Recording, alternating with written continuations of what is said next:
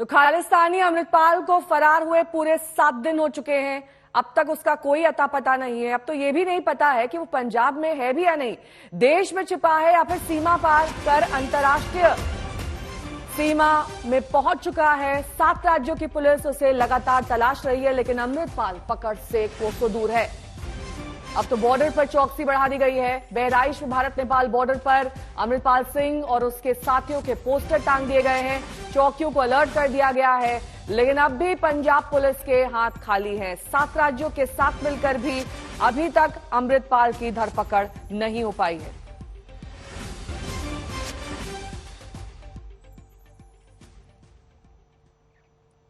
छह तस्वीरें आपके सामने है। कहां है भगोड़ा अमृतपाल, ये सवाल अभी बना हुआ है। बॉर्डर पर अब उसके पोस्टर लगा दिए गए हैं, उसके साथियों के भी पोस्टर लगाए गए हैं जिन्होंने उसे भागने में मदद की थी। लेकिन यह भी कहा जा रहा है कि उसकी पत्नी ने कई राज खोले हैं अमृतपाल के बारे में।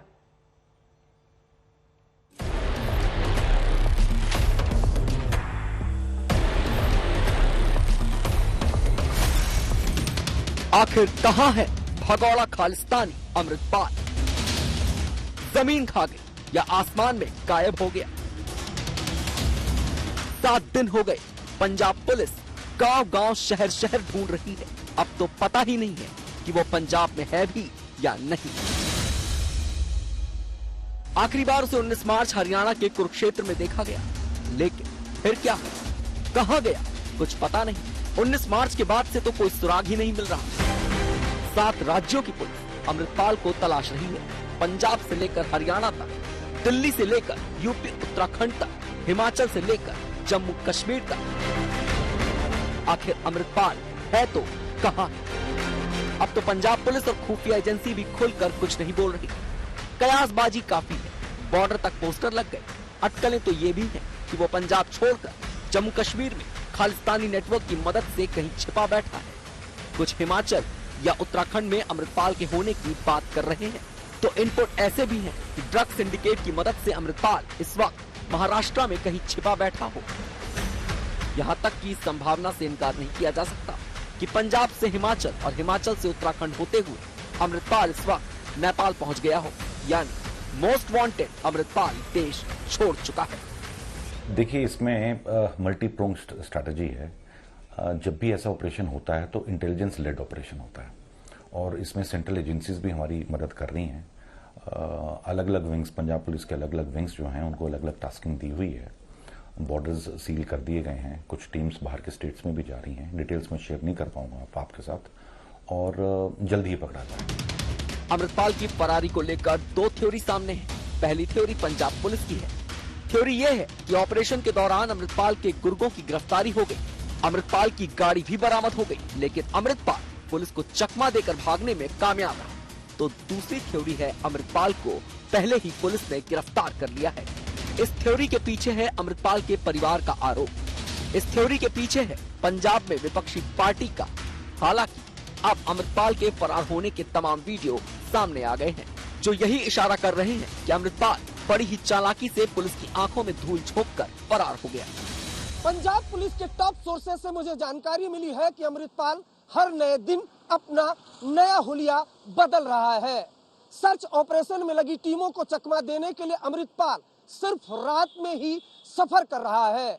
बड़ी बात यह है कि अमृतपाल अपनी लोकेशन बदलने के लिए सिर्फ बाइक का ही इस्तेमाल कर रहा है। इस दौरान उसके साथ पपनप्रीत सिंह और विक्रम नाम के 2 शख्स साये की तरह उसके साथ चल रहे हैं। अमृतपाल लगातार भाग रहा है, लगातार गाड़ियां और साधन बदल रहा है, लगातार हुलिया बदल रहा है, अपने साथियों से भी संपर्क साधने से बच रहा है। पंजाब पुलिस की सोच से कई कदम आगे चल रहा है अमृतपाल। ऑपरेशन में लगी टीमों को शक है कि अमृतपाल की एनआरआई वाली बीबी पर्दे के पीछे से अमृतपाल की मदद कर रही है, यानी लंदन वाली बीबी सब कुछ जानती है। अब मोस्ट वांटेड अमृतपाल की एनआरआई पत्नी पुलिस की रडार पर है। पुलिस के हाथ वो बाइक लग गई है जिससे अमृतपाल भागा। अमृतपाल के मददगारों की फुल एंड फाइनल लिस्ट तैयार हो गई है, तो अब मोस्ट वांटेड अमृतपाल को पकड़ने का ऑपरेशन देश के कई राज्यों तक फैल चुका है। ये सच भी दुनिया के सामने आ चुका है कि पंजाब पुलिस ने छोटी सी गलती नहीं की होती तो अमृतपाल भी अपने गुर्गों की तरह कानून की गिरफ्त में होता, यानी अमृतपाल पंजाब पुलिस की आंखों के सामने से ओझल नहीं हुआ होता। कमलजीत संधू के साथ अरविंद ओझा, जालंधर, आज तक। तो अमृतपाल आखिरी बार कहां देखा गया था? वो एक बाइक लेकर जुगाड़ पर बैठा था। आज तक ने जुगाड़ के ड्राइवर लखबीर सिंह को ढूंढ निकाला है। आज तक से खास बातचीत में लखबीर ने कहा कि वो अमृतपाल को नहीं पहचानता था। बाइक पंक्चर होने पर दो लोगों ने उसे छोड़ने के लिए कहा था। सर मैं रेडी चलाਉਣਾ मोटरसाइकिल ਨਾਲ ਹੀ। ਹਾਂਜੀ। ਜਦੋਂ ਮੈਂ ਆਪਣੇ ਘਰ ਤੋਂ ਮਹਿਤਪੁਰ ਨੂੰ ਜਾਂਦਾ ਸੀ ਰਸਤੇ ਵਿੱਚ ਦੋ ਮੁੰਡੇ ਖੜੇ ਸੀ। ਉਹ ਮੈਨੂੰ ਕਹਿੰਦੇ ਵੀ ਸਾਡੀ ਮੋਟਰਸਾਈਕਲ ਪੈਂਚਰ ਹੋ ਗਿਆ ਤੇ ਸਾਨੂੰ ਪੈਂਚਰ ਵਾਲੀ ਦੁਕਾਨ ਤੱਕ ਲੈ ਜਾ। ਮੈਂ ਉਹਨਾਂ ਨੂੰ ਉੱਥੋਂ ਲੱਦਿਆ ਗੱਡੀ ਦੇ ਵਿੱਚ ਮੋਟਰਸਾਈਕਲ, ਉਹ ਵੀ ਵਿੱਚੇ ਬੈਠ ਗਏ। ਮੈਂ ਪੈਂਚਰ ਵਾਲੀ ਦੁਕਾਨ ਤੇ ਮਹਿਤਪੁਰ ਲਾਤਾ। ਤੇ ਉਸ ਤੋਂ ਬਾਅਦ ਜਦੋਂ ਤੁਹਾਡੀ ਫੋਟੋ ਵਾਇਰਲ ਹੋਈ ਤੁਹਾਨੂੰ ਪਤਾ ਸੀਗਾ ਕਿ ਉਹ ਅੰਮ੍ਰਿਤਪਾਲ ਨਹੀਂ ਸੀ? ਸਰ। ਅੱਛਾ, ਉਸ ਤੋਂ ਪਹਿਲਾਂ ਕਦੀ ਸੁਣਿਆ ਉਹਦੇ ਬਾਰੇ? ਨਹੀਂ ਸਰ। ਉਸ ਤੋਂ ਬਾਅਦ ਵੀ ਤੁਹਾਨੂੰ ਲੱਗਿਆ ਨਹੀਂ? ਬਾਅਦ ਚ ਹੀ ਪਤਾ ਲੱਗਾ ਵਾ, ਪਹਿਲਾਂ ਨਹੀਂ ਸੀ ਪਤਾ। ਤੇ ਜਿੱਥੋਂ ਤੁਸੀਂ ਨਿਕਲੇ ਉੱਥੇ ਪੁਲਿਸ ਸੀਗੀ? ਗੱਡੀਆਂ ਤਾਂ ਆਉਂਦੀਆਂ ਜਾਂਦੀਆਂ ਸੀ ਪਰ ਇਦਾਂ ਕੋਈ ਖੜਾ ਚੈੱਕ ਨਹੀਂ ਕੀਤਾ? ਨਹੀਂ। ਪੈਸੇ ਕਿੰਨੇ ਦਿੱਤੇ ਤੁਹਾਨੂੰ ਉਹਨਾਂ 100 ਰੁਪਏ ਦਿੱਤਾ ਜੀ। ਕੀ ਫੋਟੋ ਜਿਹੜੀ ਹੈ ਉਹ ਜਿਹੜੇ ਲੋਕੀ ਕਹਿ ਰਹੇ ਸੀ ਫੋਟੋ ਨਕਲੀ ਹੈ, ਤੁਸੀਂ ਸੀਗੇ ਨਾ ਉਹਦੇ 'ਚ? ਕਈ ਲੋਕ ਏਦਾਂ ਕਹਿਣ ਲੱਗੇ ਕਿ ਇਹ ਫੋਟੋ ਨਕਲੀ ਬਣਾਈ ਹੈ, ਏਦਾਂ ਉਦਾਂ। ਤੁਸੀਂ ਨਿਕਲ ਰਹੇ ਸੀ? ਰੇੜੀ ਮੇਰੀ ਸੀ ਜੀ, ਚਲਾਉਂਦਾ ਸੀ। ਠੀਕ ਹੈ। कंवलजीत संधू मेरी सहयोगी इस वक्त तमाम जानकारी के साथ जुड़ गई हैं। कंवलजीत, देखिए आप इस बात को डिनाई नहीं किया जा सकता है कि अंतर्राष्ट्रीय सीमा पार करके इस वक्त अमृतपाल सिंह किसी और जगह पर यानी कि देश छोड़ चुका है और इसी लिहाज से पोस्टर चस्पा किए गए हैं, लेकिन उसके जो सहयोगी हैं, खासतौर पर उसकी बीवी, वो किस तरीके से मदद कर रही है? देखिए अभी इस वक्त जो उसकी बीवी है किरणदीप, उसकी जो इंटरनेशनल फंडिंग है उसके ऊपर स्कैनर लगा हुआ है। तरह तरह की बातें की जा रही है, लेकिन जो एजेंसीज हैं जिस तरह से स्क्रूटनी करेंगी, ईडी, सीबीआई, बाकी चीजें भी हो सकती हैं। फिलहाल पंजाब पुलिस तफ्तीश कर रही है और लगातार हमने देखा है कि उनके गांव है जलूपुर खेड़ा, वहां पे पंजाब पुलिस की टीम जा रही है, पूछताछ हो रही है। वो यूके सिटीजन है तो उस लिहाज से उससे पूछताछ बन भी रही है, कहीं फॉरेन फंडिंग तो नहीं आ रही थी। लेकिन एक बात तय है कि अमृतपाल फरार है। अमृतपाल की जो अनंतपुर खालसा फोर्स है, जिस तरह से अब वीडियोस आ रहे हैं कि जगह जगह आर्म्स ट्रेनिंग कर रहे थे, जलूपुर खेड़ा में ही कर रहे थे, और जो तमाम जानकारी आ रही है कि जिस तरह से 18 तारीख को ही वो वहां से निकल गए और 19 तारीख को कुरुक्षेत्र के इलाके में शाहबाद में वो मिले हैं, और उसी के बाद शाहबाद से वो उत्तर प्रदेश भी जा सकते हैं, उत्तराखंड भी जा सकते हैं, नेपाल के बॉर्डर बाहर भी जा सकते हैं। तो तरह तरह की अटकलें लगाई जा रही है। लेकिन इस बीच में ये जो शादी हुई थी अमृतपाल की कुछ समय पहले किरणदीप से, ये एक जांच का विषय हो गया है कि किस तरह से एक मैरिज की गई और क्या यहाँ पे एक फंडिंग की बात है। लेकिन आप ये बताइए कि जिस तरह से कोर्ट में मामला जब पहुंचता है, वो अभी तक अक्यूज नहीं है। जो पंजाब पुलिस हमें बता रहा है कि जांच के दायरे में जरूर है लेकिन अक्यूज नहीं है। इस वजह से तरह तरह की बातें करती है और जिस तरह से बोला जा रहा है कि दोनों के रिश्ते ठीक नहीं थे, मारा पीटा जा रहा था, लेकिन उनकी जो पत्नी है उन्होंने चुप्पी साधी हुई, अभी तक कुछ बोला नहीं है। तो जब तक वो अपने मुंह से नहीं बोलती हैं और क्या लिंक्स हैं उसके ऊपर डिनायल नहीं इशू हो जाता है, अभी ये पूरा मामला जांच का विषय ही रहेगा। ठीक है, आप बने रहिए हमारे साथ। कंवलजीत, मैं लौटूंगी आपके पास क्योंकि अमृतपाल के करीबी पुलिस के शिकंजे में है। हर किसी से एक ही सवाल यही है कि अमृतपाल सिंह कहां है, उसके बारे में वो क्या जानते हैं, आखिरी मुलाकात उनसे कब हुई थी, क्योंकि अब कई वीडियोस ऐसे सामने आ रहे हैं जिसमें अमृतपाल इन्हीं लोगों के साथ दिखाई दे रहा है। किस तरीके से बाइक के जरिए रात में ही वो अलग अलग लोकेशंस पर जा रहा है, अपने ठिकाने बदल रहा है, और अब इन सहयोगियों के पोस्टर भी चस्पा किए गए।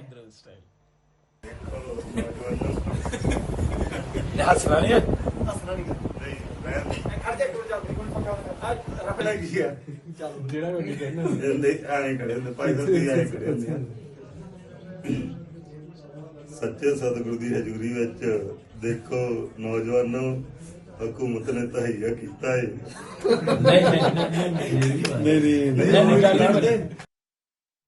कंवलजीत मेरी सहयोगी जुड़ी हुई हैं तमाम जानकारी के साथ। कंवलजीत, ये जो डिब्रूगढ़ जेल में बसंत सिंह बंद है, इसने किस तरीके से मदद की है, इसका क्या रोल है?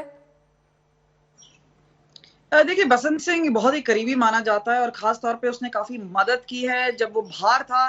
तब वेपन से लेके फंडिंग से लेके तो ये सारी तमाम चीजें सामने आ रही है और इसी वजह से उसे डिब्रूगढ़ जेल भेजा गया। लेकिन आप बताइए कि पिछले 24 घंटे में जो जानकारी आई है उसमें और लोग हैं, जैसे तजिंदर सिंह है जो .315 राइफल लेके खड़ा रहा, बॉडीगार्ड था।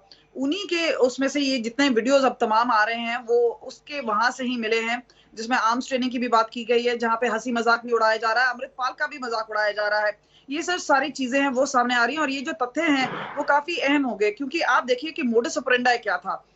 तेजिंदर थे और साथ में जो दूसरे लोग हैं ये एक क्लोज नेट थे और इनके अपने साथी और एसोसिएट्स भी अमृतपाल की मदद कर रहे थे और शायद इसी वजह से उसका भाग बचना काफी आसान हो गया। आप देखिए पिछले 24 घंटे में अगर 18 से 19 तारीख की बात करें और 19 से 20 तारीख की बात करें, तकरीबन 7-8 गाड़ियां चेंज की हैं। आप देखिए मर्सिडीज से ब्रेजा, ब्रेजा से अगर हम बात करें प्लेटिना, प्लेटिना से बुलेट और उसके बाद स्प्लेंडर गाड़ी, फिर रिक्शा, रेडी, उसके बाद वो स्कूटी लेके कुरुक्षेत्र पहुंचा, वहां से बस लेके आगे फरार हो गया। तो ऐसा लग रहा है कि वो पहले ना कहीं उसको कोई अंदाजा जरूर था कि इस तरह का क्रैकडाउन कभी भी हो सकता है, जिस वजह से उसकी तैयारी पूरी थी।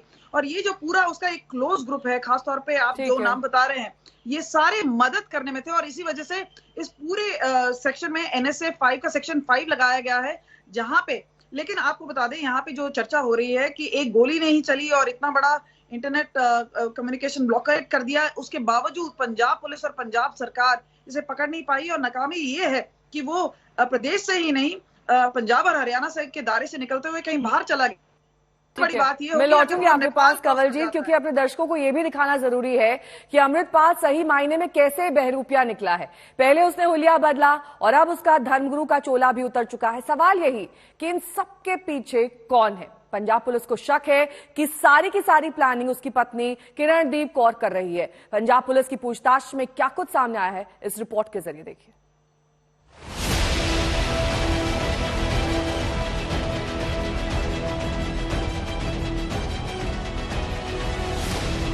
मोस्ट वांटेड अमृतपाल ने पंजाब पुलिस को चकरघिन्नी बना रखा है। जैसे ही पंजाब पुलिस को लगता है कि वो अमृतपाल तक पहुंचने वाली है, वो 2 हाथ दूर निकल जाता है। सवाल यह है कि अमृतपाल को कौन बचा रहा है? क्या पंजाब पुलिस में अमृतपाल का कोई मुखबिर बैठा है? क्या अमृतपाल की NRI पत्नी किरणदीप कौर अमृतपाल को बचा रही है? क्या अमृतपाल की NRI पत्नी को अमृतपाल के सीक्रेट ठिकानों के बारे में पता है? क्या अमृतपाल की गिरफ्तारी में देरी के पीछे कोई बड़ी प्लानिंग है? क्या अमृतपाल को बब्बर खालसा और पाकिस्तान की खुफिया एजेंसी ISI बचा रही है? सूत्रों की माने तो अमृतपाल हुलिया और रूप बदलकर पुलिस को चकमा दे रहा है। बताया यह भी जा रहा है कि अमृतपाल के लिए सारी प्लानिंग उसकी NRI बीवी कर रही है। अब पुलिस ये भी पता लगा रही है कि अमृतपाल और किरणदीप एक दूसरे के संपर्क में कैसे आए और वो एक दूसरे को कब से जानते हैं, क्योंकि बताया जाता है कि अमृतपाल अपनी पत्नी को शादी के बाद भी आम लोगों और रिश्तेदारों से दूर रखता था। इसका क्या कारण था, एजेंसियां इसका भी पता लगाने में जुटी हैं।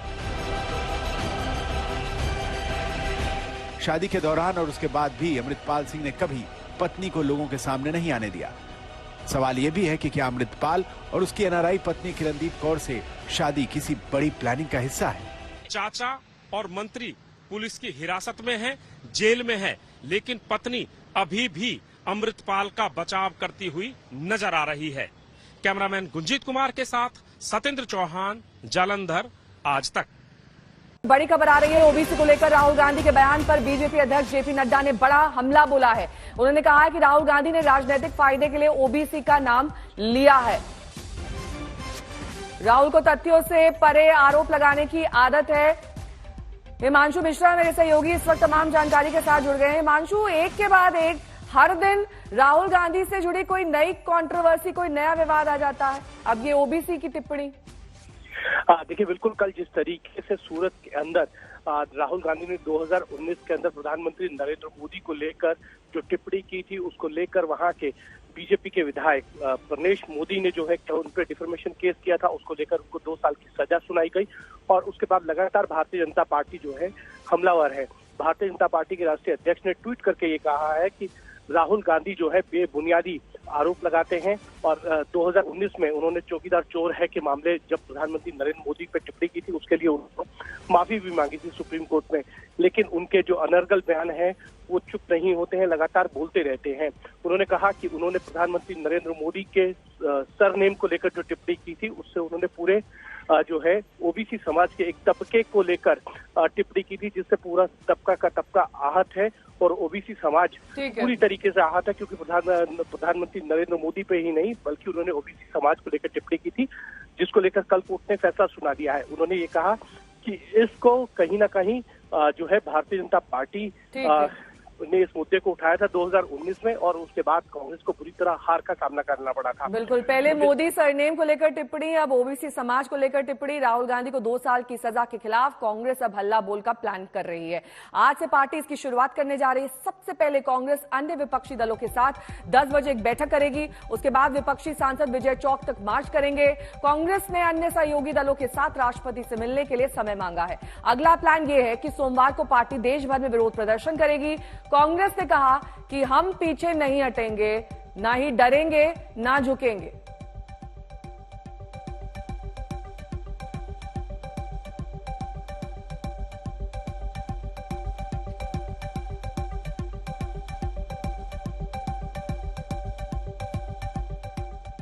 अगली खबर का रुख करेंगे। प्रधानमंत्री नरेंद्र मोदी आज वाराणसी के दौरे पर हैं। ये 1 दिवसीय दौरा है। उनके स्वागत के लिए काशी में जबरदस्त तैयारियां की गई हैं। कार्यकर्ताओं में उत्साह है। प्रधानमंत्री मोदी लगभग 3 महीने बाद काशी के दौरे पर आ रहे हैं और नवरात्र के अवसर पर वाराणसी के लोगों को 1800 करोड़ की सौगात देने वाले हैं। समर्थकों ने उनके स्वागत की जो तैयारियां की हैं वो तस्वीरों के जरिए देखी जा सकती हैं। आज प्रधानमंत्री नरेंद्र मोदी पहुंचेंगे और यहां पर कई परियोजनाओं की सौगात वाराणसी के लोगों को देंगे। कुमार अभिषेक मेरे सहयोगी इस वक्त तमाम जानकारी के साथ जुड़ गए हैं। कुमार, क्या कुछ कार्यक्रम आज प्रधानमंत्री मोदी का रहने वाला है वाराणसी में? देखिए, अब से कुछ देर बाद प्रधानमंत्री मोदी वाराणसी के का जो रुद्राक्ष कन्वेंशन सेंटर है वहां पहुंचेंगे और वहां पर क्षय रोग यानी कि टीबी रोग की जो अंतर्राष्ट्रीय कॉन्फ्रेंस है उसमें शिरकत करेंगे। इसके बाद जो सबसे बड़ा कार्यक्रम है वो संपूर्णानंद संस्कृत विश्वविद्यालय में एक पब्लिक मीटिंग रखी गई है और इस पब्लिक मीटिंग में वो तकरीबन 1800 करोड़ की सौगात देंगे। लेकिन काशी वासियों के लिए एक अहम चीज ये है कि काशी को आज एक यात्री रोपवे जो कि पब्लिक ट्रांसपोर्ट सिस्टम है वाराणसी के लिए, जो कि दुनिया में तीसरा ऐसी जगह होगी जहां पर ये लगाया जाएगा। कैंट रेलवे स्टेशन से लेकर गदौलिया तक का ये बनाया जा रहा है। तकरीबन 650 करोड़ का ये प्रोजेक्ट है और इसके अलावा कई और प्रोजेक्ट्स हैं जिसमें 1800 करोड़ के कुल प्रोजेक्ट्स का आज प्रधानमंत्री शिलान्यास करेंगे। तो वाराणसी को लेकर बहुत कुछ है। पीएम के पिटारे में जाने के पहले प्रधानमंत्री मोदी आज जो नवरात्र चल रहा है उसके व्रत के तौर पर जो खाना है वो सर्किट हाउस में लेंगे। तो कुल मिलाकर उनके 3 आज के कार्यक्रम हैं जिसके लिए वो वाराणसी में पहुंच रहे हैं। बहुत बहुत शुक्रिया कुमार अभिषेक इस तमाम जानकारी के लिए। आपका